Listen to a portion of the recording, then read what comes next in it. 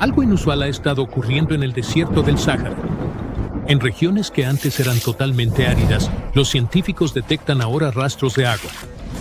Imágenes satelitales muestran brotes de vegetación extendiéndose por zonas que antes eran pura arena. En algunos lugares se forman lagos estacionales tras las lluvias. Y en ciertas regiones, el agua subterránea incluso empieza a reaparecer cerca de la superficie. Esto plantea una pregunta sorprendente. ¿Está el desierto del Sáhara empezando a volverse verde de nuevo? Al principio, esa idea suena poco probable. El Sáhara es el desierto cálido más grande de la Tierra, con unos 9 millones de kilómetros cuadrados, casi el tamaño de Estados Unidos. Se extiende por el norte de África e incluye algunos de los lugares más secos del planeta. En muchas zonas llueve menos de 25 milímetros al año y algunas regiones pasan años sin una sola lluvia importante.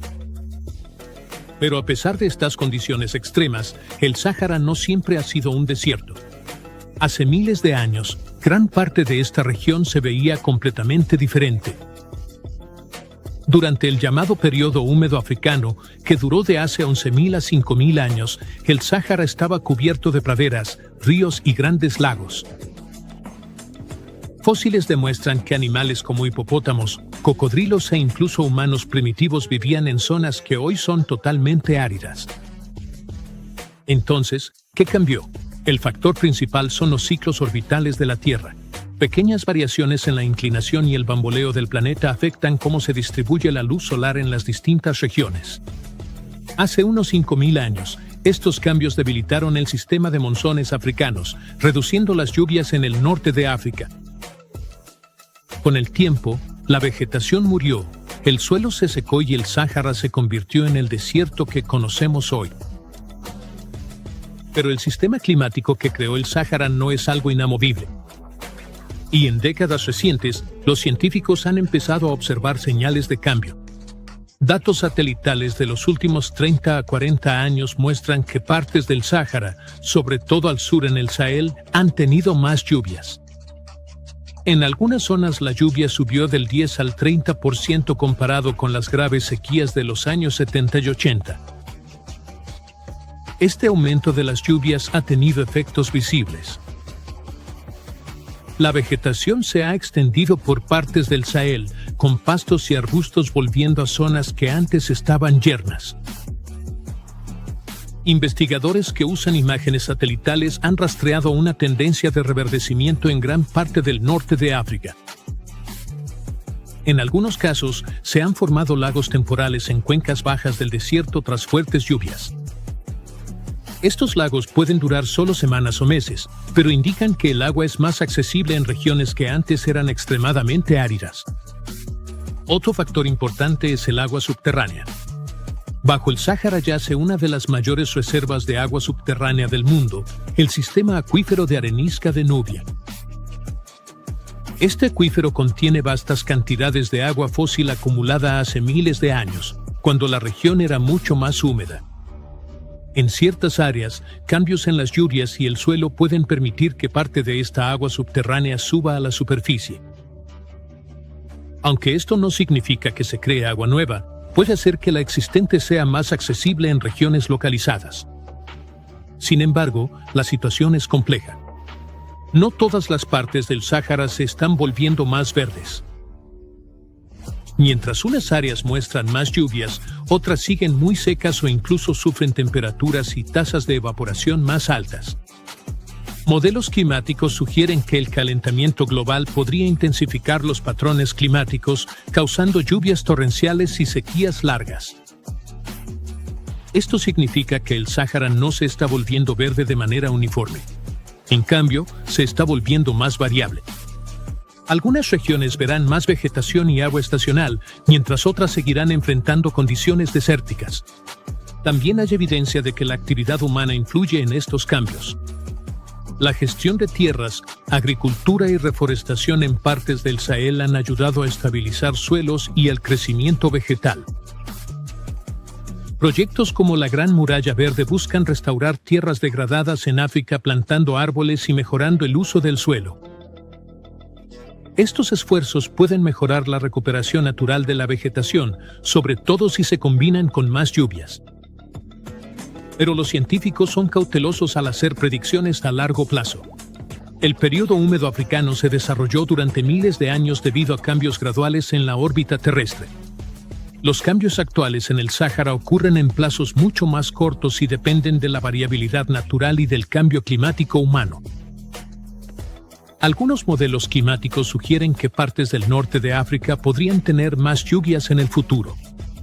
Otros predicen que las condiciones desérticas se expandirán debido al aumento de las temperaturas. En este punto, ambas tendencias son posibles, dependiendo de cómo evolucionen los sistemas climáticos globales. Lo que está claro es que el Sáhara es más dinámico de lo que parece. Incluso el desierto más grande de la Tierra no es estático. Responde a cambios en el clima, la circulación atmosférica y las condiciones ambientales. Hoy, en ciertas regiones, los pastos vuelven, el agua se estanca brevemente y los ecosistemas reaparecen donde antes no había nada. Estos cambios son pequeños comparados con la inmensidad del desierto, pero son medibles y son reales. La idea de un Sáhara verde puede sonar a algo del pasado remoto, pero la evidencia muestra que con las condiciones adecuadas, el paisaje puede volver a cambiar. Por ahora, los científicos siguen monitoreando patrones de lluvia, crecimiento de vegetación y sistemas de agua subterránea en todo el norte de África. Porque incluso en uno de los lugares más áridos de la Tierra, el entorno sigue evolucionando. El desierto del Sahara es tan grande que cubre el 8% del territorio mundial. Es más grande que los Estados Unidos o China, pero sorprendentemente no es el desierto más grande del mundo. Es el tercero más grande, detrás de la Antártida y el Ártico. Sin embargo, definitivamente es el lugar más caluroso. Las temperaturas allí alcanzan los 57 grados Celsius. Este lugar tiene algunas de las dunas de arenas más increíbles que jamás hayas visto. Se alzan hasta 450 metros. Pero aquí está lo sorprendente. Existe un verdadero riesgo de que estas dunas continúen esparciéndose hasta cubrir el mundo entero. Sorprendentemente, la influencia del desierto del Sahara se extiende mucho más allá de sus fronteras. Su polvo, transportado por vientos poderosos, llega al Reino Unido y atraviesa el continente europeo, en especial en invierno. Este polvo que se asienta en el suelo cuando llueve es una vista familiar para aquellos que viven en el Reino Unido, ya que a menudo deja un residuo rojo en los autos. Esta conexión entre el Sahara, Inglaterra y Europa sirve como un recordatorio severo del alcance global de los fenómenos medioambientales. Podrías pensar que esto no es gran cosa, pero podría transformar a Europa en un desierto y dejar su suelo infértil y a los europeos sin alimentos. El suelo es un aspecto fundamental de la existencia humana, tan crucial como el agua limpia y el aire. Sin él, nos quedamos con nada más que un paisaje desolado y estéril. El desierto del Sahara ya ha hecho su salto a través del mar Mediterráneo, lo cual es preocupante y podría cambiar el paisaje para siempre. Ya se ha convertido en desierto una quinta parte de España. La próxima víctima será Italia, que también enfrentará el problema de la desertificación. De hecho, casi todos los países europeos están padeciendo el mismo inconveniente. Según un experto, Mauricio Scortino, la tierra que no ha cambiado durante casi 2000 años se convertirá principalmente en roca y las personas que viven en esta tierra se habrán ido. El 60% del suelo en Moldavia ha desaparecido y el problema se ha extendido más allá del Mar Negro. Ha llegado hasta China y Mongolia, a miles de kilómetros de distancia del desierto del Sahara.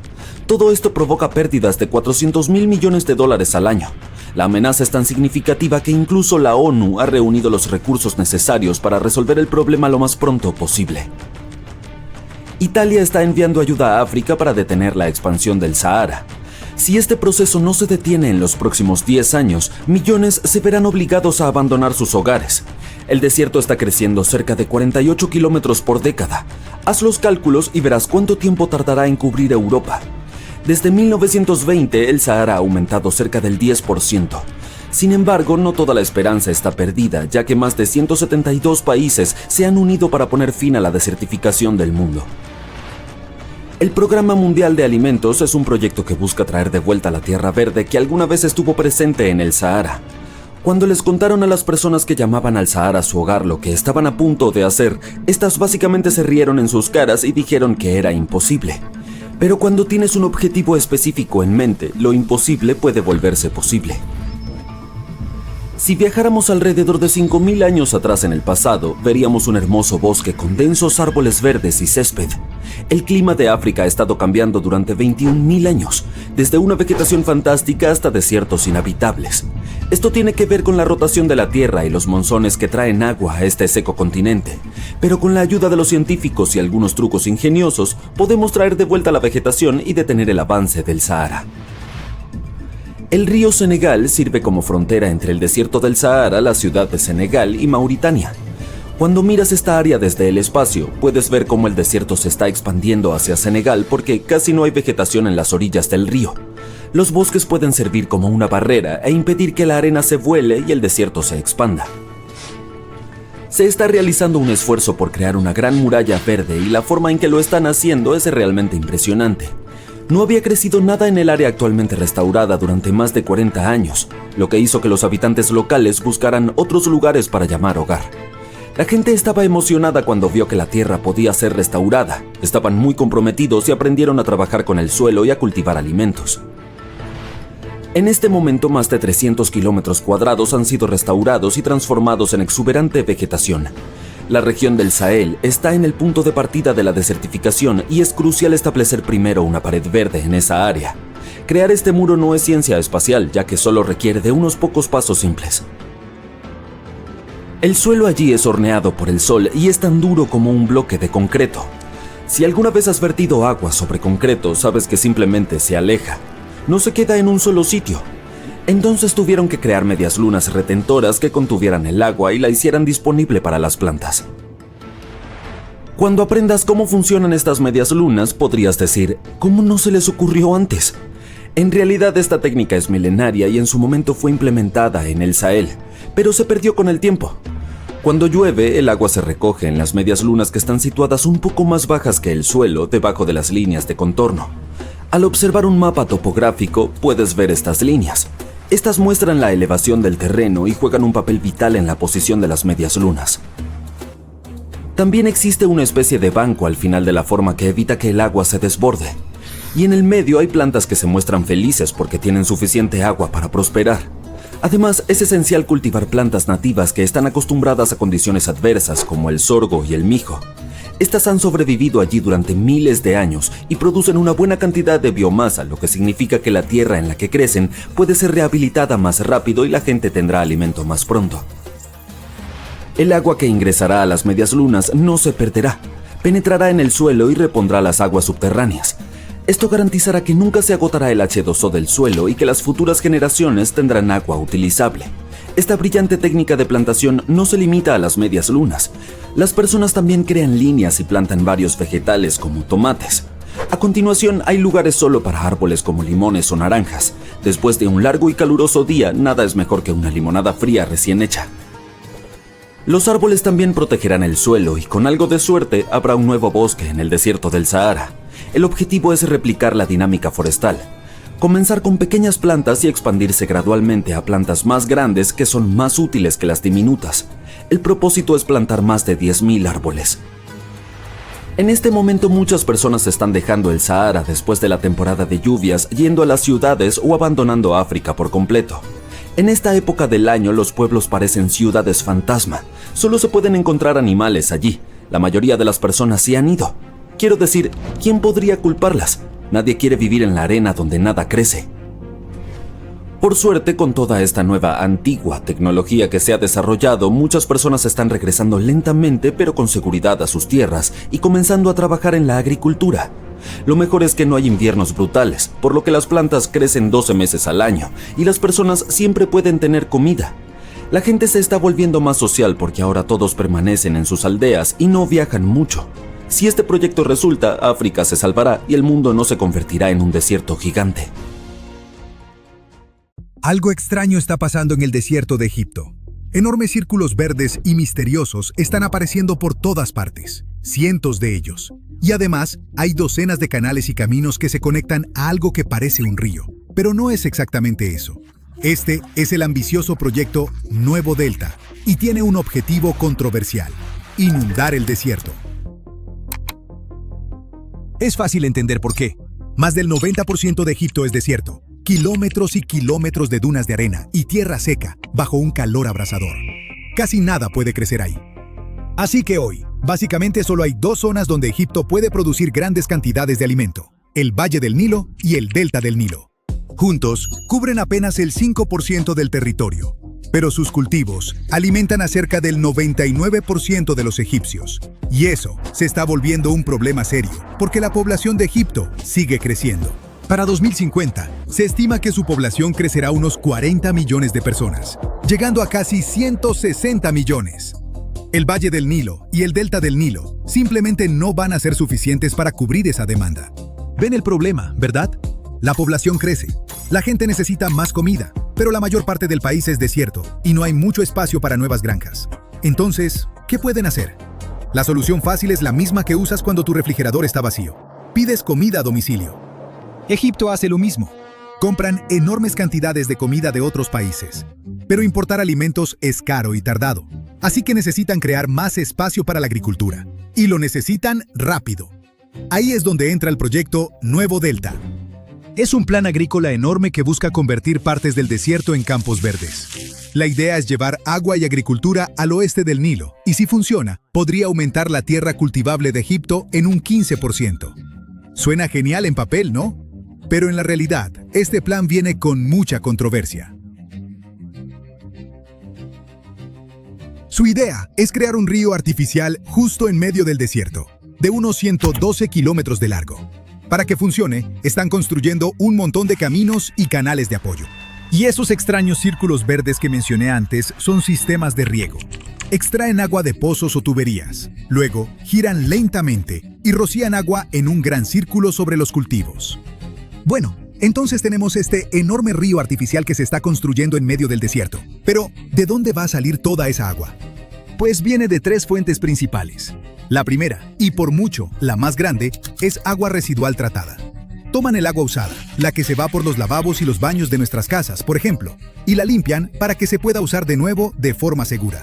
Para eso, tuvieron que construir una planta de tratamiento moderna en el Hammam, un pueblo en la costa norte de Egipto, al oeste de Alejandría. Su construcción se completó en 2023 y es absolutamente enorme. Es tan grande que ahora tiene el récord mundial como la planta de tratamiento de aguas residuales más grande del mundo.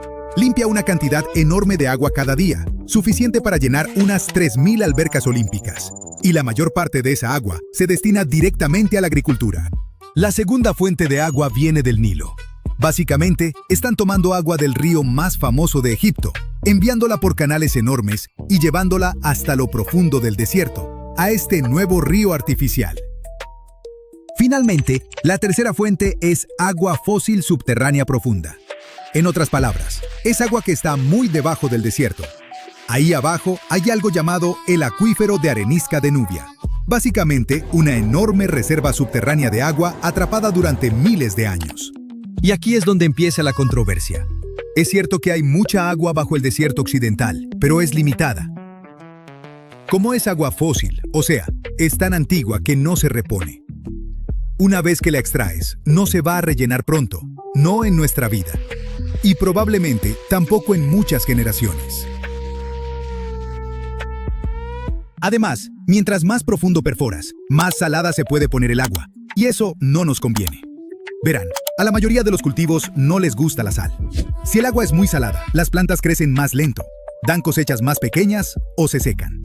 Y cuando sigues regando con agua salada, la sal se acumula en la tierra. El agua se evapora, pero la sal se queda. Con el tiempo, la tierra se puede volver dura, seca y básicamente inútil para cultivar. Así que bombear agua subterránea puede ayudar a corto plazo, pero plantea una gran pregunta. ¿Es esto realmente viable a largo plazo? Y hay otras preocupaciones también. El proyecto se vendió como un gran logro: producir más alimento, crear más empleos y ayudar a los egipcios. También impulsa la economía porque están cultivando frutas y verduras costosas que se venden en el extranjero, a lugares como Canadá, Australia y Japón. Pero ahí está el problema. Mucha gente se queja de que el proyecto se enfoca más en cultivar para vender al extranjero. Y sí, las exportaciones traen dinero al país en general, pero eso no necesariamente significa que la comida sea más barata en casa o que las familias más pobres puedan comprar más. Porque, aunque ha impulsado las exportaciones, no ha hecho mucho para evitar la inflación masiva en los precios de los alimentos dentro del país. Así que el problema de seguridad alimentaria de Egipto aún no está del todo resuelto. Muchos egipcios siguen lidiando con precios altos y presupuestos ajustados. Otra cosa controversial es que nadie sabe cuánto cuesta realmente este proyecto. La prensa a veces menciona $5.200 millones, pero algunos expertos calculan un total más cercano a 9.700 millones. Solo la parte del tratamiento de aguas residuales se dice que cuesta más de $500 millones, pero es muy difícil saberlo con certeza. Periodistas e investigadores dicen que no hay mucha transparencia y las finanzas del proyecto son difíciles de rastrear. Los expertos también advierten que cultivar en el desierto es carísimo. A diferencia del suelo fértil del Valle del Nilo, el desierto occidental es mayormente arena seca con muy pocos nutrientes. Así que si quieres cultivar algo ahí, necesitas muchísimo riego solo para hacer la tierra viable. Y mantener todos esos sistemas de riego funcionando requiere un montón de energía, lo que hace que cultivar en el desierto sea aún más caro, incluso si ya tienes un río artificial gigante para ayudarte. Aún así, algunas personas argumentan que los riesgos y los costos valen la pena, y que las cosas están empezando a cambiar. Tomemos el trigo como ejemplo. Durante años, Egipto ha sido el importador número 1 de trigo en el mundo. Y ese no es exactamente un título que quieras ganar, porque le cuesta al país miles de millones de dólares cada año. Entonces llega el proyecto Nuevo Delta, y el trigo se convierte en uno de sus principales objetivos. Las autoridades egipcias dicen que les ayudó a reducir las importaciones de trigo en un 17% en 2025. Eso les ahorró alrededor de $250 millones. Fue un logro tan grande que el mundo ahora tiene un nuevo importador número 1 de trigo, China. Y no es solo el trigo, naranjas, papas, uvas. La agricultura está en auge allá. Según estimaciones, las exportaciones de alimentos pasaron de 5 millones de toneladas en 2020 a más de 8 millones de toneladas en 2024. Por eso podemos decir que el proyecto Nuevo Delta ya está cambiando la agricultura de Egipto. Y desde imágenes satelitales se puede ver que también está cambiando cómo se ve el país, convirtiendo desierto seco en manchas verdes brillantes. Es real, y la transformación es bastante impresionante. Así que no hay duda de que este proyecto es tanto un logro de ingeniería impresionante como un enorme experimento. Pero los investigadores dicen que todavía es muy pronto para saber si realmente resolverá el problema alimentario de Egipto. Al final, todo depende del agua, los costos de energía y quién toma las decisiones importantes. Si el Nilo, las aguas residuales tratadas y el agua fósil subterránea se pueden manejar de forma sustentable, el proyecto podría impulsar seriamente la agricultura. Y si no, podría agotar agua valiosa, hacer la brecha entre ricos y pobres aún más grande y dejar una huella costosa en el desierto. Estás volando sobre el desierto del Sahara en una pequeña aeronave ligera cuando ves algo realmente extraño. Parece pertenecer a una parte muy diferente del mundo, el océano. Pero, ¿qué océano puede ser tan enorme como para que habite allí esta monstruosa estrella de mar?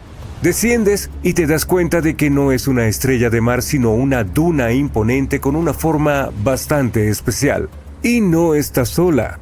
Desde lejos, estas magníficas estructuras de arena se parecen un poco a pirámides. Tienen cumbres puntiagudas y brazos que se irradian. Llamadas dunas estrella, son las dunas del desierto más complejas y grandes del mundo. Son las más altas de su tipo, pero eso no es lo más asombroso.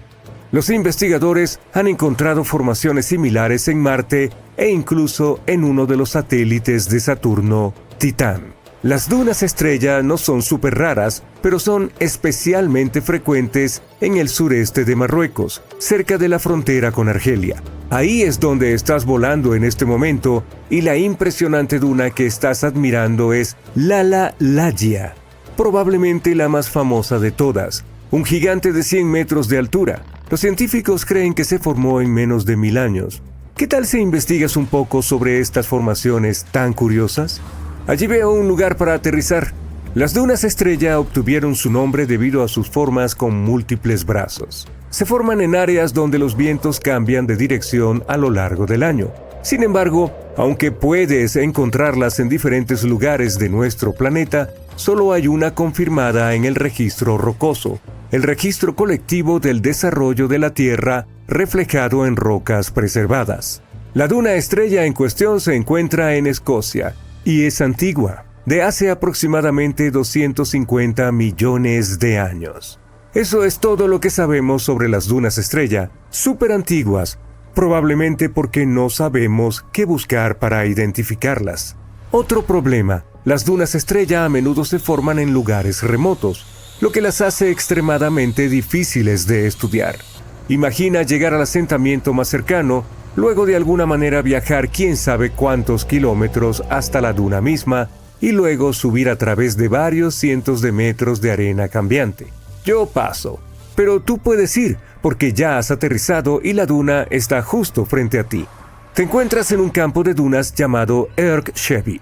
Afortunadamente para ti, esta zona se ha convertido en un popular destino turístico hace tiempo. Mira a lo lejos, hay hoteles e incluso una carretera en buen estado. Los científicos que examinaron Lala Laya utilizaron un radar de penetración terrestre para descubrir más sobre la formación de arena. Este equipo puede detectar las diferencias más diminutas en los tamaños de los granos de arena y el contenido de agua bajo la superficie de la duna. Así es como se puede crear una imagen de sus capas interiores. ¡Cuidado! Estuvo cerca. ¿Ves esta zanja? Los investigadores cavaron estas zanjas para tomar muestras de arena enterradas durante mucho tiempo y luego examinarlas. Es un proceso muy interesante. La cuestión es que, mientras están enterradas, el cuarzo de la arena acumula radiación proveniente de fuentes naturales dentro de nuestro planeta. Podemos comparar los granos de cuarzo con diminutas baterías recargables. Pueden almacenar la energía que reciben de la radiación. Cuando los investigadores los llevan al laboratorio, pueden hacer que los granos liberen esa energía que se manifiesta en forma de luz. Los científicos pueden medir el brillo y determinar cuándo fue la última vez que la arena estuvo expuesta a la luz solar. Cuando esos expertos que cavaron las zanjas miraron dentro de Lala Laya, se sorprendieron. La enorme formación resultó ser muy joven para ser una duna, por supuesto. Se esperaría que una duna de varios cientos de metros de altura fuera bastante antigua, como de miles o decenas de miles de años, pero ese no fue el caso. Bueno, al menos no del todo. La parte superior de la duna acaba de cumplir 900 años hace poco. Pero mira la arena cerca de la base de la duna. Sí, justo allí. Bueno, estuvo enterrada hace unos 12 o 13 mil años y representa las dunas antiguas de la zona. Aquellas viejas dunas estuvieron activas durante un par de miles de años y luego algo salió mal. Porque durante unos largos 8.000 años, la arena no se estuvo acumulando allí. ¿Un misterio? Los científicos podrían tener una explicación. Verás, la primera parte de este período de tranquilidad ocurrió durante el tiempo en el que el clima se volvió cálido y húmedo. Sí, incluso en el Sahara. Sucedió hace aproximadamente 11.700 años. Fue el final de la última era glacial y el comienzo de una nueva era, el Holoceno. Y adivina qué, el Sahara se volvió verde. Empezó a florecer como el jardín botánico. Las plantas aparecían por todos lados, estabilizando la arena. Si hubieras visitado el Sahara durante ese periodo, no habrías reconocido este lugar, pero probablemente te habrías encontrado con humanos deambulando por paisajes pantanosos y cazando. Los investigadores han encontrado fragmentos de cerámica y herramientas de piedra en un lado de Lala Laya. Es cierto, a medida que las dunas de arena se forman y luego se desplazan a lo largo de su vida, engullen y protegen vestigios antiguos de vida. Excava lo suficiente y podrías encontrar algo que te ofrezca una ventana al pasado. Pueden ser fósiles antiguos, desde caracolas y corales fosilizados hasta plantas prehistóricas. Pueden brindar valiosos conocimientos sobre la historia de nuestro planeta y los seres vivos que alguna vez habitaron ciertas regiones. Podría ser una sorpresa, pero en el desierto del Sahara, los científicos han descubierto reptiles marinos bien conservados y peces fosilizados dentro de las capas de esas antiguas dunas de arena. Son los restos de la época en que el Sahara estaba cubierto por un mar hace millones de años. De todos modos, es hora de dejar ese paraíso antiguo si quieres sobrevivir. Hace 4.000 años, el período húmedo llegó a su fin y el Sahara volvió a secarse. Curiosamente, nuestra duna no comenzó a formarse de inmediato. Durante un tiempo probablemente la arena pasaba pero no se acumulaba, o la duna pudo haber comenzado a crecer en una ubicación diferente. Y es una teoría válida, ya que los científicos han descubierto recientemente que la Himalaya se desplaza alrededor de medio metro cada año. Además, acumula cerca de 6.400 toneladas de arena cada año. Ahora, si te has sentido inspirado por tu viaje a las dunas y estás ansioso por explorar más, tengo malas noticias para ti. Desafortunadamente, aunque podría haber dunas estrella atrapadas en las areniscas alrededor del mundo, son muy complicadas de detectar. El problema es que las dunas son enormes y carecen de un rasgo distintivo único. Por lo tanto, necesitarías áreas muy grandes de lechos de roca expuestos si quieres obtener una vista amplia para identificar una duna estrella. Lo bueno es que hay lugares donde es posible realizar tal investigación, pero debes estar preparado para saber que podría tratarse simplemente de un conjunto de diversas formaciones que parecen otras dunas. Pero si las combinas dirás, es probable que sea una duna estrella. Comenta abajo si te gustaría ir al viaje en busca de una duna estrella. Mientras tanto, nosotros continuaremos nuestro recorrido. Decides descansar un poco y comienzas a bajar por el lado de la duna. Es entonces cuando empiezas a escuchar sonidos terribles y escalofriantes. ¿Hay fantasmas cerca? No te preocupes, estás a salvo. Quizás hayas oído hablar de un fenómeno llamado dunas cantoras. Al caminar por algunas pendientes arenosas, perturbas los granos de arena. Estos se frotan entre sí produciendo fricción que genera esas melodías inquietantes. Con cada paso, la arena bajo tus pies cobra vida en un coro fantasmal de silbidos y susurros. Los sonidos abarcan desde zumbidos bajos hasta estridentes aullidos agudos, como si una sinfonía de otro mundo resonara a través de las dunas. Pero por supuesto, los científicos tienen su propia explicación muy... En julio de 1990, 4 checos decidieron embarcarse en una aventura para encontrar al gusano de la muerte mongol, la criatura que pudo haber inspirado al monstruo que has visto en la película Duna. Dicen que habita en algún lugar profundo del desierto de Gobi, así que volaron a Mongolia, se subieron a un todoterreno y contrataron a algunos guías para que los ayudaran. Todo eso para encontrarse con la criatura que mide 1,80 m de largo, puede escupir ácido que podría derretir cualquier cosa y que es capaz de lanzar electricidad a quienes no le gustan. La leyenda dice que estos tipos no tan amistosos pasan la mayor parte de sus días escondidos bajo las dunas de arena, pero les gusta salir durante los meses lluviosos de junio y julio. Por lo tanto, el momento para avistarlos era perfecto, pero la tripulación tenía que averiguar cómo atraer a la criatura. Lamentablemente, nadie sabía que le gustaba comer al gusano gigante. Así que construyeron un golpeador, que es una máquina que hace sonidos rítmicos de golpes. Esperaban que esos golpes en el suelo lo llamaran. Durante 2 meses buscaron en el vasto desierto, cruzando dunas y llanuras rocosas, tras cualquier señal de la criatura. Pero lamentablemente no funcionó. Ivan McCulloch, quien fue el líder de la expedición de 1990, regresó al desierto de Gobi nuevamente. En un momento, intentó atraer al megagusano con explosiones, y la segunda vez usó un pequeño avión para explorar las dunas. A lo largo de los años, grupos de Estados Unidos, el Reino Unido y Nueva Zelanda organizaron grandes expediciones al desierto de Gobi para intentar encontrar a la criatura. Muchos otros vinieron de todas partes del mundo por su cuenta y no hallaron nada.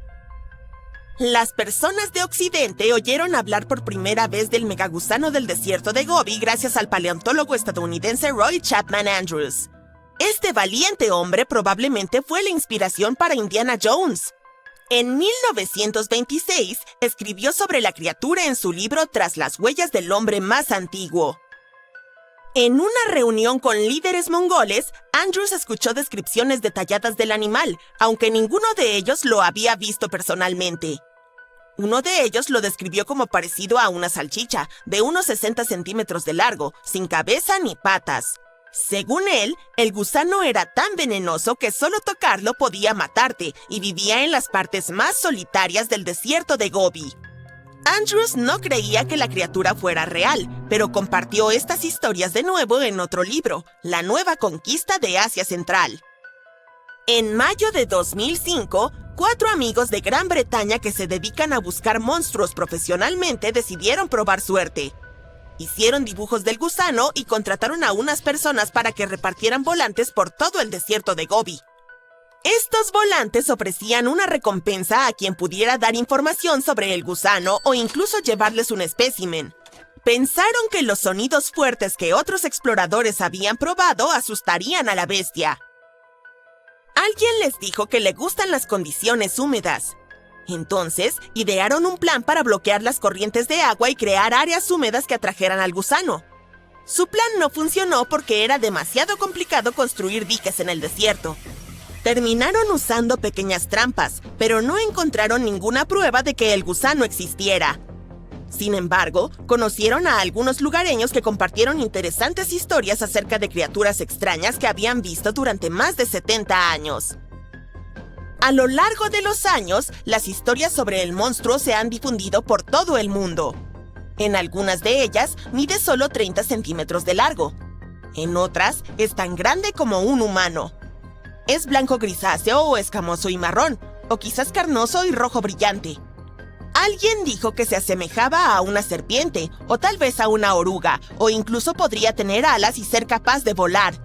Y algunos creen que podría ser un ente maligno sobrenatural sin cuerpo. Tal vez las historias son tan diferentes y las operaciones de búsqueda tan infructuosas porque la criatura ni siquiera existe. O podría tratarse de uno de tantos críptidos, como Pie Grande, el Yeti o el monstruo del lago Ness, cuya existencia aún no se ha probado. En 1983, un científico que estaba visitando la región oyó que un anciano había logrado atrapar al misterioso gusano. También se enteró de que había un nido cerca. El científico valientemente se acercó al agujero en la arena y metió la mano dentro. Una criatura gigantesca lo arrastró y nunca más lo volvieron a ver. No, estaba bromeando. En realidad, encontró una boa de arena tártara adentro. Es una serpiente robusta, excavadora y no venenosa que tiene ojos pequeños y escamas de color gris-marrón. Se la mostró a los lugareños para verificar si era el monstruo y supuestamente todos dijeron que sí. La mayoría de los mongoles que conocen al gusano aún creen que es real.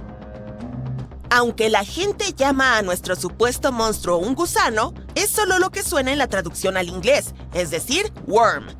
Muchas culturas mongolas han utilizado esta palabra durante siglos para referirse a cualquier animal que consideraban peligroso, especialmente serpientes, incluso las no venenosas. Entonces, después de todo, no tiene por qué ser un gusano literal. Los gusanos son blandos y esponjosos, pero una criatura que vive en el duro desierto de Gobi necesitaría ser más resistente, como una serpiente o un tipo de lagarto sin patas. Ninguna de estas criaturas lanza electricidad ni escupe ácido, como dicen que hace el gusano de la muerte. Pero algunas serpientes, como las cobras, pueden escupir un veneno que es peligroso para las personas. Si fuera real, el animal tendría una columna vertebral y los exploradores que lo buscan probablemente encontrarían algunos huesos o evidencias. Y de hecho, hay restos fósiles por todo el desierto de Gobi. Los científicos encontraron representantes de más de 80 grupos de dinosaurios aquí en los últimos 100 años. Todo comenzó con los primeros nidos de huevos de dinosaurio del mundo. Este descubrimiento cambió todo lo que los científicos sabían sobre los dinosaurios. Fue la primera prueba de que ponían huevos. En los siguientes 2 años, el mismo equipo de expedición desenterró más de 100 dinosaurios y los llevó al Museo Americano de Historia Natural, donde aún puedes verlos hoy. Algunos de ellos nadaban en el mar Cretácico que estaba aquí hace unos 70 millones de años. Otros se parecían a las aves modernas. El misterio del megagusano sigue sin resolverse, pero antaño hubo otro enigma que los científicos finalmente lograron explicar. En el siglo XIII, un famoso viajero, Marco Polo, cruzó el desierto de Gobi y le pareció escuchar ruidos misteriosos, como los sonidos de instrumentos musicales, tal vez tambores. Escribió sobre ello en su libro y dijo que podría tratarse de voces de espíritus inquietos. Los científicos llaman a estos ruidos arenas cantoras o arenas resonantes. A diferencia del chirrido que se puede escuchar al caminar por una playa arenosa, estos sonidos del desierto son mucho más fuertes, como un instrumento musical con notas profundas y penetrantes. A lo largo de los años, la gente ideó todo tipo de teorías sobre qué provocaba estos sonidos, como el agua subterránea o los... Cuando piensas en una escena épica del desierto, con un sol abrasador, dunas sin fin y esos mágicos pequeños oasis, probablemente imaginas el legendario Sahara, ¿verdad? Pero, ¿qué pasaría si te dijera que hace 11.000 años esta vasta extensión de arena caliente lucía muy diferente de cómo se ve hoy? No lo sé, no estaba por ahí entonces. Pero me dicen que antes, lo que ahora llamamos desierto era un paraíso exuberante, lleno de lagos, ríos, llanuras llenas de hierba e incluso bosques frondosos. ¿A dónde se fue toda esa agua? Hay muchas historias sobre el pasado distante de nuestro planeta, cuando los desiertos estaban cubiertos de selvas y bosques, y luego ocurrió algo, como cambios climáticos o terremotos colosales, que convirtió las tierras verdes en dunas. Pero, ¿qué tal una teoría que afirma que el Sahara se convirtió en un desierto por causa de los humanos y... ¿las cabras? El Sahara ha experimentado su cuota justa de drama entre húmedo y seco a lo largo de los tiempos, principalmente gracias a pequeños cambios en la inclinación orbital de la Tierra que causan variaciones en la cantidad de radiación solar que llega a la atmósfera. Incluso hubo épocas llamadas los periodos húmedos africanos cuando la lluvia caía y transformaba el paisaje seco en un paraíso verde brillante. Pero entre 8.000 y 4.500 años atrás, algo extraño le sucedió a esta región. Ciertas zonas pasaron de húmedas a secas demasiado rápido como para explicarlo solo con cambios orbitales. En un abrir y cerrar de ojos, el exuberante Sahara se convirtió en el Sahara que conocemos hoy. Si les preguntas a los científicos por qué ocurrió, te dirán: «Oh, es solo una mala parametrización de los datos». Apuesto a que no lo entendiste, ¿verdad? Bien, déjame traducirlo de científico a humano común. Significa que no saben la respuesta y tienen un montón de piezas de rompecabezas faltantes. Pero mientras los científicos examinaban muestras antiguas de tierra y polen, notaron una tendencia peculiar. Donde quiera que hubiera pastores, es decir, humanos con sus animales domesticados, la vegetación parecía cambiar.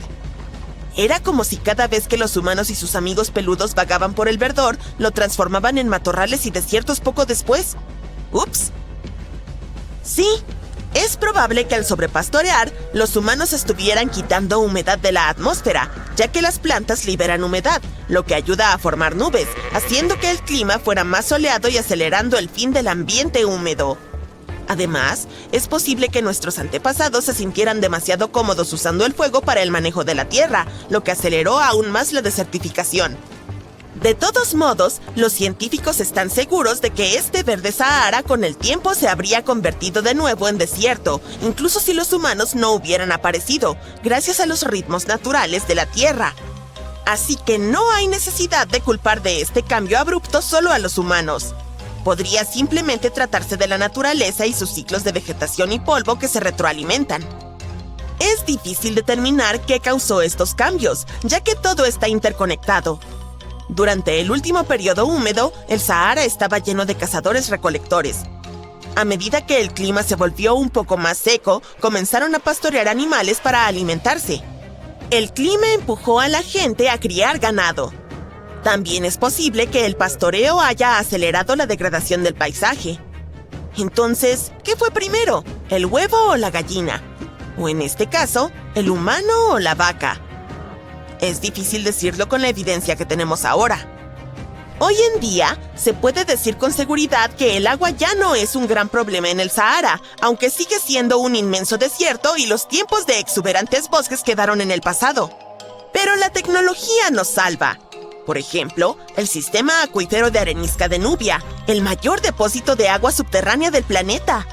Está ubicado bajo el borde oriental del desierto del Sahara y se extiende a través de 4 países del noreste de África: Sudán, Chad, Libia y Egipto, cubriendo unos impresionantes 2 millones de kilómetros cuadrados y con alrededor de 150.000 kilómetros cúbicos de agua subterránea. Mira las tuberías transportadas cuando se estaba construyendo. Es el proyecto de irrigación más grande del mundo. No es de extrañar que sea factible prosperar en el Sahara hoy en día. Pero imagina prosperar en el desierto del Sahara con solo una fuente de agua. Parece algo difícil, ¿verdad? Sin embargo, los antiguos garamantes hicieron precisamente eso.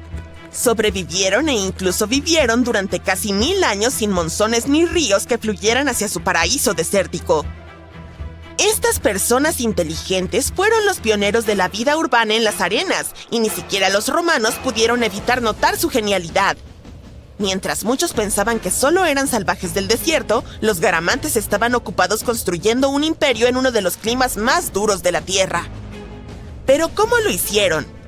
Pues eran ingeniosos, así que cavaron un montón de túneles subterráneos para acceder a un enorme acuífero de arenisca. Literalmente, estaban exprimiendo cada gota de vida de debajo de las dunas. Pero recientemente, las investigaciones mostraron que los garamantes no solo eran trabajadores, también tenían bastante suerte. Los garamantes tenían un acuífero subterráneo que llevaba agua hasta una colina donde construyeron más de 500 fogaras, que son sistemas de riego, y algunas se extendían hasta 4 kilómetros. Era como tomar agua con un sorbete, lo que les permitió regar sus cultivos durante casi un siglo, especialmente porque incluso una pequeña cantidad de lluvia ayudaba a recargar el sistema. Pero, con el tiempo, debido a la insuficiencia de lluvia, el acuífero se agotó, y alcanzarlo de nuevo hubiera significado excavar más túneles y depender de más personas. Ese es un problema complicado, considerando que estaban en medio de una escasez de alimentos y agua. Supongo que no hace falta que te diga qué le sucedió a los garamantes, ¿verdad? La caída de la cultura garamantiana podría estar vinculada a varios factores. Quizás haya sido por cambios climáticos o por el uso excesivo de sus recursos hídricos. En aquella época, el desierto del Sahara era, de hecho, tierra agrícola fértil, gracias en parte al ingenioso sistema de riego que los garamantes crearon. Pero debido a que el agua fósil no se puede reponer, con el tiempo, los niveles de agua subterránea descendieron bastante. Esto probablemente jugó un papel importante en el declive del reino hacia finales del siglo VII después de Cristo. Eso suena como alguien que ganó la lotería, se gastó todo el dinero y regresó a su antiguo trabajo poco atractivo una vez que la cuenta bancaria quedó completamente vacía. Por cierto, aunque los garamantes hayan dejado algunos mensajes de sabiduría secreta para nosotros, lo más probable es que nunca entendamos lo que querían decirnos. Nadie sabe qué idioma usaban, y sus textos son casi indescifrables para nosotros hoy en día. Pero volvamos al Sahara Verde. Entonces, se transformó en un desierto hace unos 4500 años, pero hoy en día podemos entender cómo vivía la gente en esos tiempos en el Sahara gracias a los parques naturales de África que tienen la mejor galería de arte al aire libre. Hay más de 15,000 pinturas y grabados antiguos que representan la vida cotidiana de hace alrededor de 11,000 años. Sin embargo, si los grabados no son suficientes y sientes deseos de visitar un verdadero desierto verde, solo tienes que reservar un vuelo a California. Uno de los fenómenos más hermosos del mundo, la superfloración, ocurre allí. Mira todos estos colores: naranja, verde, rosa. Es un milagro. Las flores silvestres crecen en medio de un desierto caluroso después de varios años de lluvias en lugares secos. Es un paisaje tan brillante y colorido que las superfloraciones pueden verse desde el espacio. Este fenómeno raro puede observarse en otros lugares áridos y desiertos del oeste y sur de África, Australia Occidental y Chile. En todos estos sitios, el clima es muy caluroso y seco en verano. En invierno llega aire. Bueno, ahí estás. El sol está abrasador. Tienes sed. Todo lo que puedes pensar es en agua y en huesos antiguos bajo tus pies. Estás deambulando por el Sahara, el desierto cálido más grande de la Tierra. En este momento, estás cruzando una extensión de arena llamada Valle de las Ballenas. Y en toda esta área de 194 kilómetros cuadrados, los fósiles cubren el suelo tan densamente que no puedes evitar pisarlos. El paleontólogo Hesham Salam dice que es una imagen habitual en este lugar.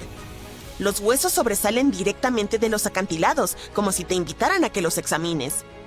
Puedes ver costillas esparcidas por todas partes. Mira estas vértebras, son gigantescas. La criatura a la que pertenecieron debió medir 20 metros de largo. Los fósiles muestran que el animal tenía un cuerpo hidrodinámico como el de una ballena actual, pero aún conservaba características como patas traseras y pies. Para los científicos, esto significa algo muy emocionante. Podrían haber descubierto un esqueleto intacto de una ballena prehistórica.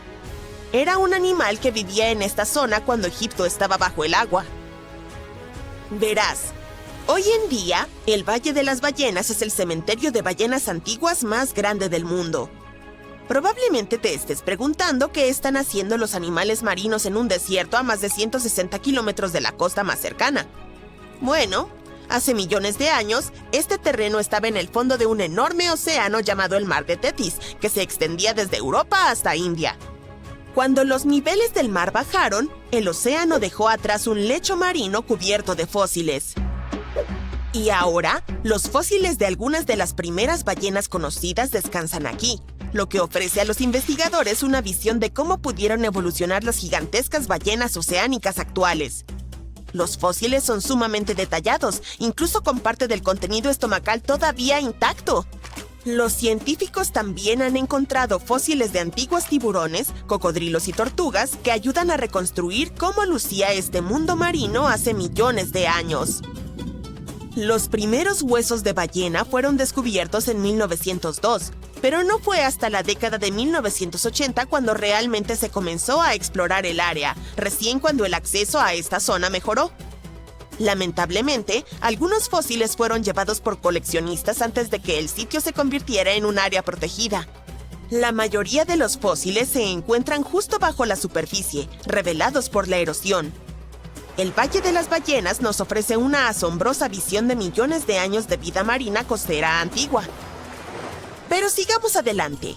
Los fósiles de antiguos cetáceos no son el único descubrimiento que vas a hacer hoy. Durante más de 150 años, los científicos han estado desconcertados por una extraña criatura que vivió hace millones de años. Pero ahora, gracias a unos increíbles fósiles encontrados en Marruecos, finalmente lo han descifrado. Míralos. Estas criaturas se llaman bla bla bla. No, estoy bromeando. Son los estilóforos. Parecían una armadura aplastada con un largo brazo sobresaliente. Los investigadores descubrieron estas criaturas en 2014 y quedaron asombrados. Los fósiles databan de hace unos 478 millones de años. Encontraron alrededor de 450 especímenes y, para su sorpresa, algunos incluso tenían tejidos blandos preservados, algo muy raro. Antes de esto, solo conocían a los estilóforos por sus partes duras. Originalmente, los científicos pensaban que esas criaturas eran los antiguos equinodermos, animales como los erizos de mar y las estrellas de mar. Pero nuevos descubrimientos prueban que tenían un cuerpo central y un brazo alimentador similar al de las estrellas de mar modernas, completo con un sistema vascular acuático que les ayudaba a moverse y a alimentarse. Este hallazgo pone fin a un largo debate sobre dónde encajan los estilóforos en el árbol genealógico de los animales. Ahora sabemos que están relacionados con los equinodermos, pero son algo diferentes porque no tienen la típica simetría de 5 radios. ¡Oh! ¡Ven aquí y mira este fósil gigante! Fue encontrado en el Sahara y les brindó a los científicos nuevas perspectivas sobre el Spinosaurus, el dinosaurio carnívoro más grande que conocemos. Estos restos de 95 millones de años también confirman que fue el primer dinosaurio nadador conocido. El Spinosaurus tenía pies planos, parecidos a remos, y orificios nasales en la parte superior de la cabeza similares a los de un cocodrilo, lo que era perfecto para permanecer bajo el agua. Era un dinosaurio bastante extraño con un cuello largo, tronco, cola y una vela de 2 metros en la espalda. Así que debió pasar mucho tiempo en el agua. Con más de 15 metros de largo, el Spinosaurus podría haber sido incluso más grande que el T-Rex. Los primeros restos de Spinosaurus se descubrieron hace unos 100 años en Egipto. Pero este nuevo fósil, hallado en Marruecos, ayudó a los científicos a reconstruirlo por primera vez. Los investigadores prestaron atención a las extremidades traseras más cortas y a las garras anchas de la criatura, características que indican adaptaciones para la vida en el agua. Su hocico y sus huesos densos también sugieren que era un nadador, mientras que su vela con púas probablemente atraía a posibles parejas. Hola, guapa, ¿vienes por aquí a menudo? Y aquí hay otro descubrimiento asombroso hecho en Túnez: los restos del Maquimosaurus rex.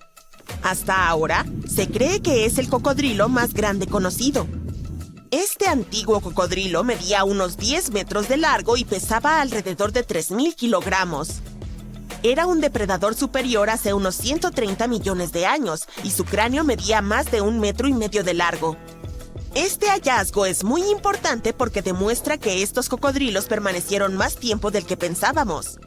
Antes de esto, los científicos creían que habían desaparecido durante un evento de extinción menor entre los periodos Jurásico y Cretácico.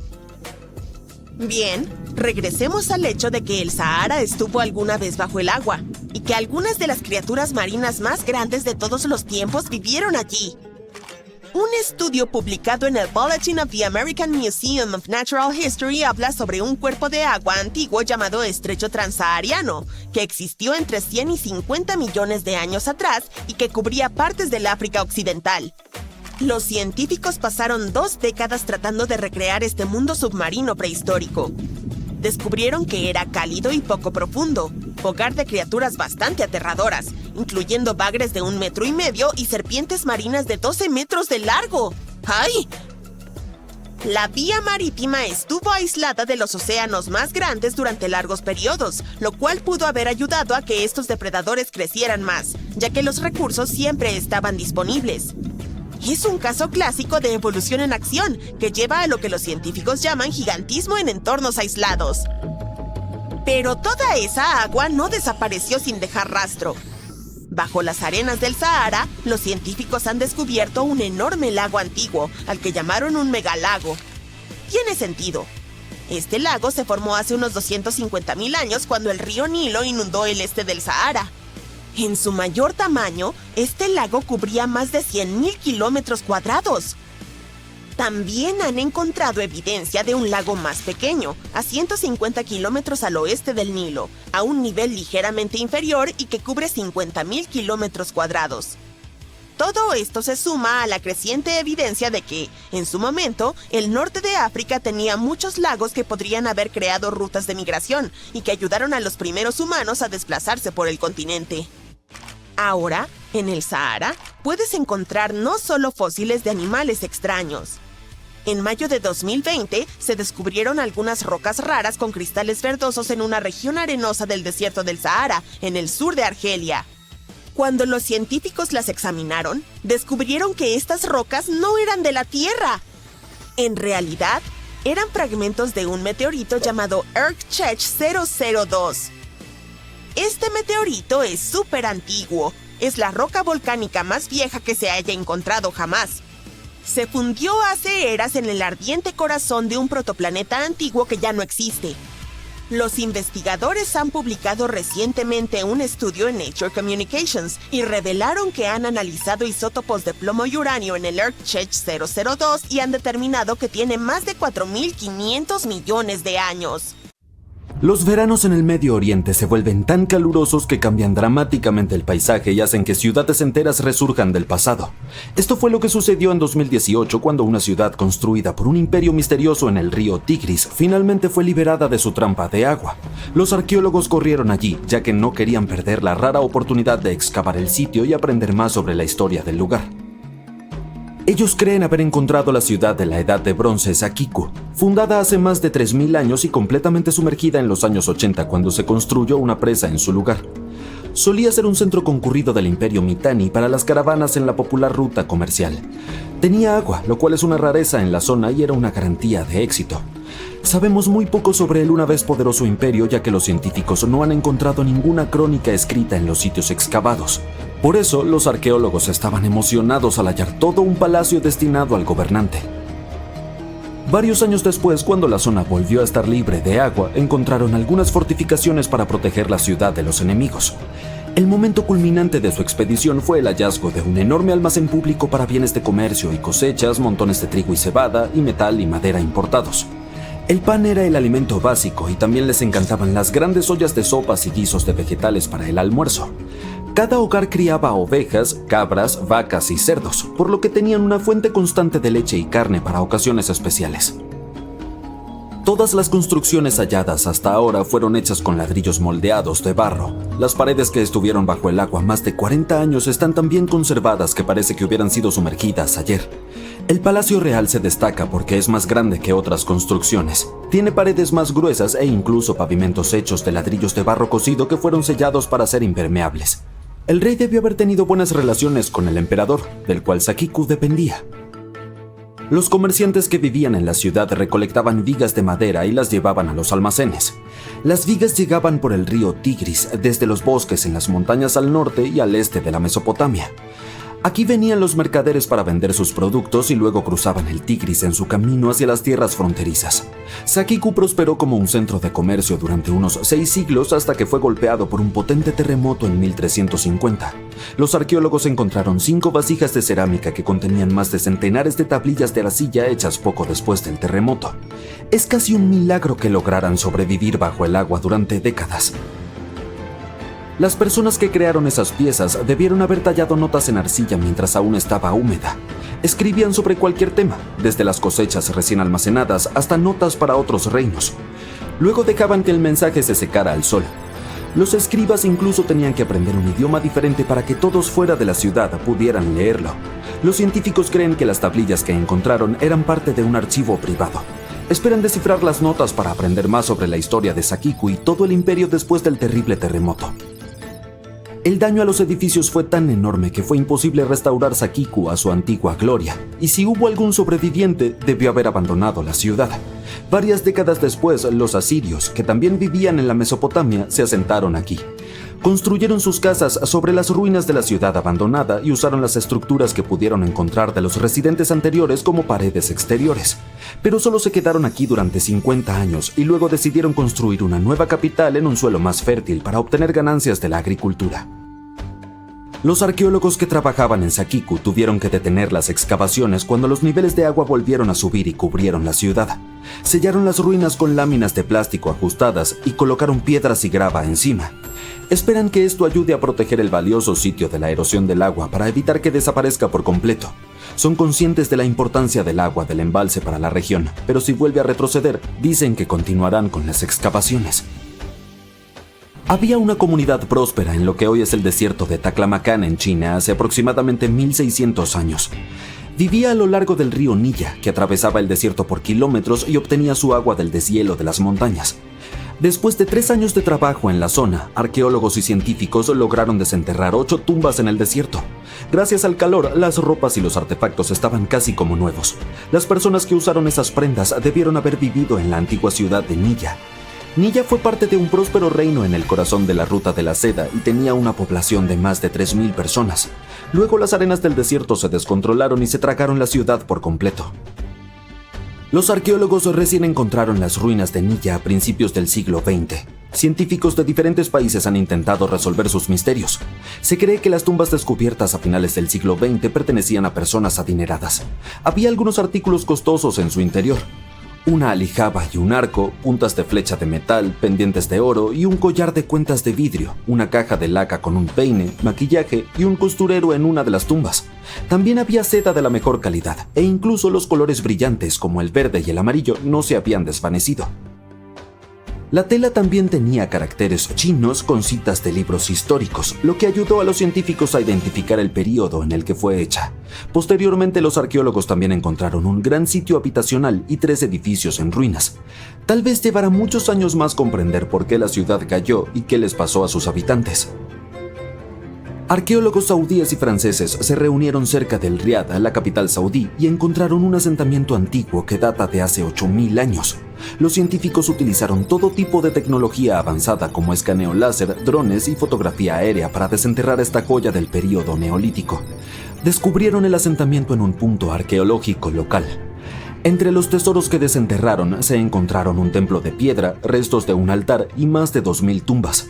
Todos estos hallazgos nos revelan prácticas y rituales antiguos. El equipo también encontró las bases de 4 edificios enormes con torres en las esquinas y patios al aire libre, todos con reservorios subterráneos para almacenar agua para uso agrícola. También había un sistema de riego inteligente con canales y cisternas, lo que permitía que la ciudad prosperara en uno de los desiertos más secos del mundo. Dibujos rupestres grabados en la montaña cercana representaban la vida cotidiana de los habitantes. Las excavaciones han estado en marcha en la zona durante más de 40 años y los científicos siguen encontrando nuevos artefactos para responder a más de sus preguntas. Unos pescadores han encontrado huesos, herramientas y artefactos antiguos que tienen 9.000 años en el fondo del Mar del Norte. Arqueólogos y paleontólogos británicos y holandeses se apresuraron a ver los hallazgos con la esperanza de que pudiera ser evidencia de la sumergida Doggerlandia. Y no se decepcionaron, incluso había conjuntos perfectos de huellas dejadas por personas mesolíticas que vivieron aquí. Hace 2000 años, durante la última gran edad de hielo, las islas británicas no eran islas en absoluto. Había una masa continental compuesta por muchas colinas, pantanales y densos bosques que la conectaban con el continente europeo. Esa masa terrestre era Doggerlandia, donde una sociedad prehistórica de cazadores-recolectores vivía y prosperaba. Pero luego el nivel del mar comenzó a subir a una velocidad de 1 a 2 metros por siglo, ya que los glaciares se estaban derritiendo. La gente del lugar tuvo que trasladarse a zonas que hoy pertenecen a Inglaterra y los Países Bajos. Los expertos decidieron aprender más sobre la historia de Doggerlandia a partir de datos de las compañías petroleras que operan en el Mar del Norte. Hasta ahora han hecho modelos digitales de cómo pudo haber lucido el área de 47.000 kilómetros cuadrados antes de desaparecer bajo las olas. Aún les falta analizar muestras de insectos, plantas antiguas y el ADN de los animales para obtener una imagen completa. Menciona un desierto. Déjame adivinar. ¿El Sahara? Bueno, en realidad, no importa cuál tengas en mente. Estoy segura de algo. Está ubicado en algún lugar por debajo de esta línea. Verás, cuando escuchamos la palabra desierto, generalmente imaginamos lugares secos, arenosos y muy calurosos. Y no hay ni uno solo por encima de los 45 grados de latitud norte ni por debajo de los 45 grados de latitud sur. En el sur, eso tiene sentido. Quiero decir, si dejamos de lado la Antártida, no hay muchas tierras allí abajo. Pero las cosas son diferentes por encima de los 45 grados norte. Hay una gran cantidad de tierra. Países como Canadá, Francia, el Reino Unido y muchos otros. Y aún así, ni un solo desierto. En realidad, no hay ningún desierto caliente. La mayoría de los grandes desiertos cálidos se encuentran en el hemisferio norte, cerca de los trópicos de Cáncer y Capricornio. Y los más calurosos están situados entre los 15 y 30 grados al norte o al sur del Ecuador. Tal como el Sahara, donde las temperaturas altas promedio pueden alcanzar los 40 grados. En conjunto, los desiertos cálidos cubren casi el 15% de la superficie terrestre.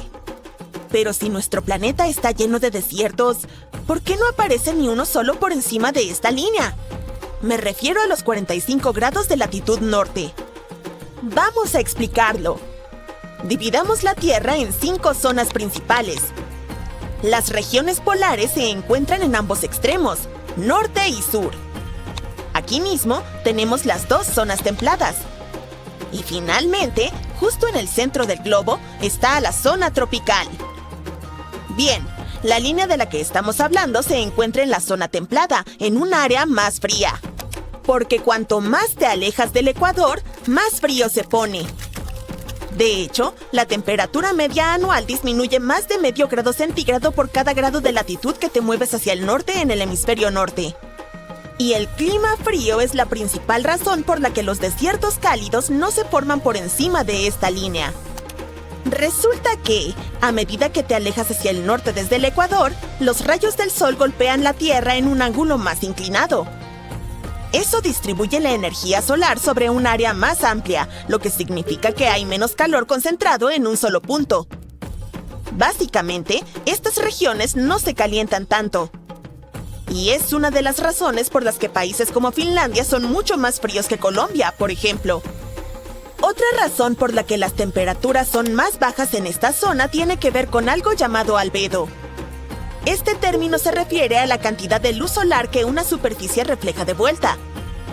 Cada superficie de la Tierra refleja y a la vez absorbe la luz solar, pero en diferentes cantidades.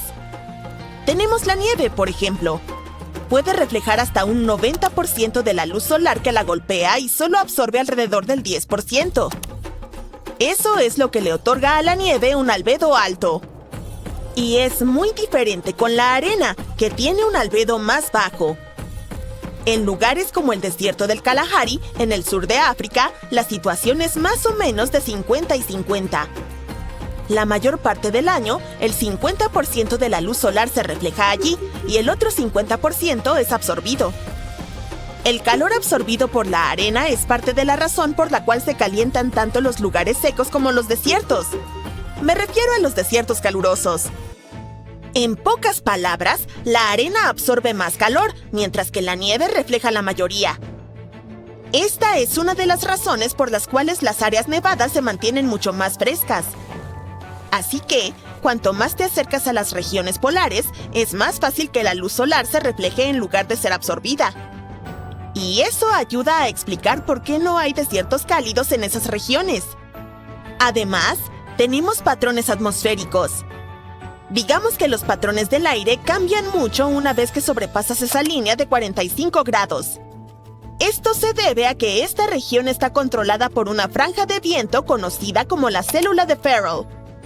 Bien, la Tierra tiene 3 células de convección principales. Puedes pensar en ellas como grandes bucles de aire en movimiento. El aire caliente sube, se enfría, desciende y luego el ciclo se repite. En la parte superior e inferior del planeta tenemos las células polares. Justo en el medio están las células de Hadley. Y situadas entre estas dos están las células de Ferrel. Todo lo que sucede entre estas 3 células puede volverse un poco complicado. Pero por hoy, lo principal que debes saber es esto. En esas zonas intermedias, el aire cálido que viene de los trópicos se encuentra con el aire frío de las regiones polares. Entonces, las células de Ferrel desempeñan un papel importante en el traslado de calor del ecuador hacia los polos.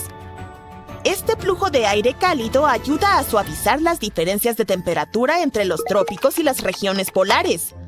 Y eso es lo que moldea el clima en lugares como América del Norte, Europa y partes de Asia. En las latitudes medias, la célula de Ferrel mantiene el aire en constante movimiento, impidiendo que el aire caliente y seco se asiente. Por lo tanto, esas regiones terminan teniendo más humedad, más nubes e incluso tormentas, en lugar de un clima seco y desértico. Por eso, no suele haber desiertos cálidos alrededor de los 45 grados de latitud. Básicamente, lo que intento decir es que la célula de Ferrel hace que el clima sea menos estable. Y eso es muy diferente de lo que ocurre en el desierto del Sahara, por ejemplo. Allá, las temperaturas no cambian mucho a lo largo del año. Se espera que siempre haga calor. Cuando juntas todos estos factores, entiendes por qué los desiertos cálidos están mayormente limitados a las partes medias de la Tierra y por qué nunca encontrarás un desierto al estilo del Sahara o el Kalahari en lugares como Canadá o Suecia. Pero eso no significa que no tengamos desiertos por encima de la línea de los 45 grados. No siempre tienen que ser calurosos y arenosos. De hecho, pueden parecerse a este lugar. Sí, estoy hablando del Ártico. Porque la definición real de un desierto no es solo un lugar cálido, seco y arenoso. En realidad, es cualquier área que reciba muy poca precipitación. En otras palabras, un área donde no llueve mucho. Y por lo general no recibe más de 250 milímetros de precipitación al año. Así que no importa si el clima es caluroso o frío. Los desiertos son lugares realmente secos, con muy poca vegetación alrededor. Eso hace que sea bastante difícil para los animales y plantas vivir en esos entornos. Si lo piensas bien, eso significa que el desierto más grande de la Tierra es la Antártida. Cubre alrededor de 14 millones de kilómetros cuadrados y hay extensas planicies de hielo hasta donde alcanza la vista. Es también el desierto más frío del planeta, incluso más frío que el Ártico, que es el otro desierto polar. Las temperaturas allí pueden llegar hasta los 90 grados bajo cero. Si observas la Tierra, aproximadamente el 33% de su superficie terrestre es desierto.